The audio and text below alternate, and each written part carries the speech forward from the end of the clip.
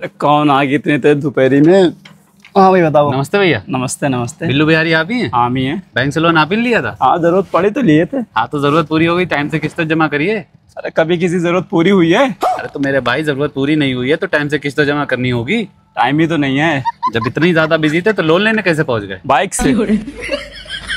मेरे भाई जब आप लोन लेने गए होगे, एग्रीमेंट साइन हुआ होगा, लड़के ने बताया होगा कि हर महीने की 2 तारीख को 2085 रुपए किस्त जमा करनी होगी। अरे उन लोगों को तो काम ही है, पता ना। उनका नहीं, हमारा। हम लोग बैंक से हैं। अरे आपका काम है तो आप जानो, हमें क्यों बता रहे हो? आपको इसलिए बता रहे हैं क्योंकि आपने लोन लिया है। 590 रुपए पेनल्टी हर महीने आपके ऊपर चल रही, 3 किस्तें बाउंस हैं। भाई पैसे नहीं, कोई शौक में किस्तें नहीं तोड़ना अपनी। मेरे भाई जब तुम्हें जरूरत थी तो तुमने लोन लिया, अब हमें जरूरत है तो हमारी टाइम से किस्तें जमा कर दो। तो तुम भी लोन ले लो।